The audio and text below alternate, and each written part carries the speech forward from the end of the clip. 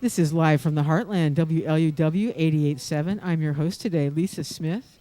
We've had some wonderful guests on, and right now I've got Max Muller from Environment, Illinois. Max, welcome to the Heartland.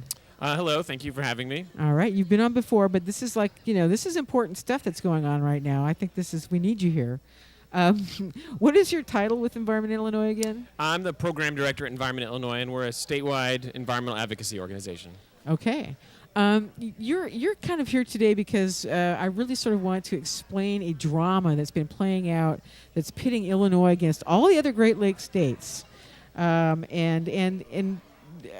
just going to recap briefly, and then you can jump in. Most of us know that the Asian carp have been working their way up the Mississippi toward the Great Lakes for years. Recently, they were found so close to Lake Michigan that we poisoned, I believe it was the Chicago Ship Canal. Mm-hmm. We poisoned it because the electric barrier was going to be shut down for maintenance. And that seemed to alarm a lot of people.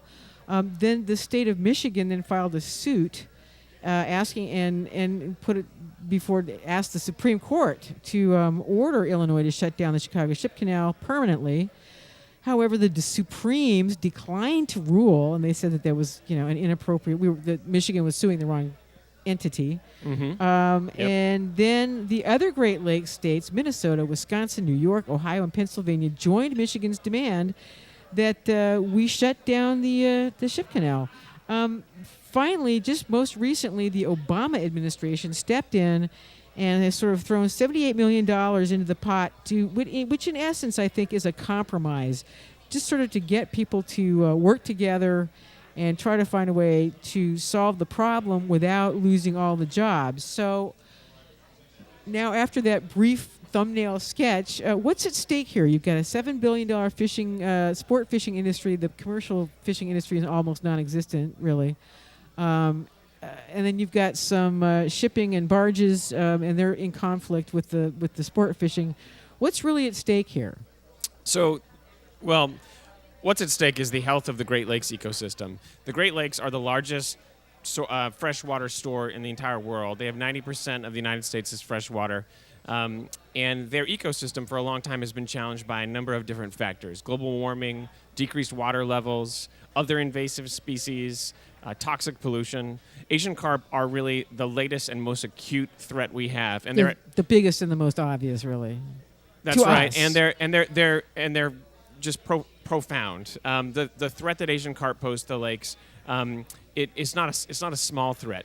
So these Asian carp were bred for algae control in aquariums in the southern United States.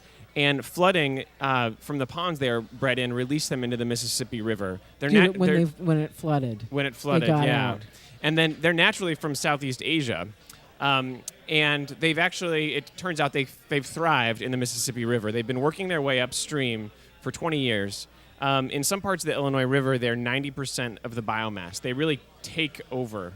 They eat all of the food, all of the algae that is the base level of the food web that other native species depend on, and they just they're wipe filter them out. feeders, Exactly. And some of them are, I believe, mollusk eaters. But they, I think someone joked that we should just let them in, and then they could eat all the quagga and zebra mussels. However, that would be a problem. Well, they're voracious. They grow to be about 90 pounds, or up to 90 pounds. Some people say they've seen them over 100 pounds.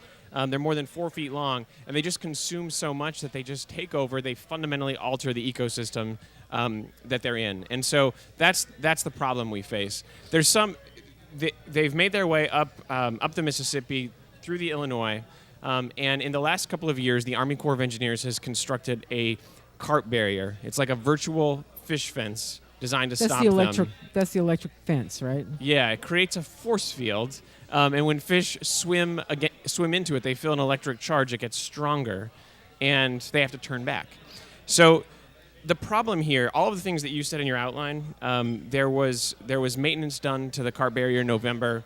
The Army Corps of Engineers used Riatone, which is a fish poison, to kill fish in the channel, so that they could ensure while the carp barrier was down for construction, none would get through. But I think that the real cause for concern, aside from that maintenance issue, has been the fact that there's a new type of evidence that has come eDNA? forth in the last couple months. Yeah, eDNA.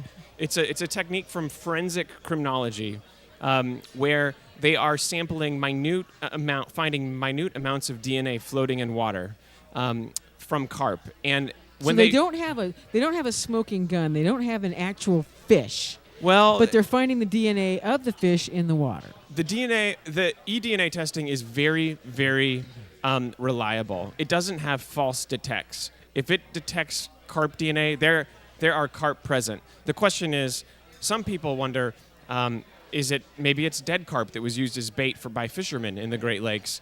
It's now illegal to transport live carp to restaurants, and the DNR is going through a project to make sure that no one is using carp for bait.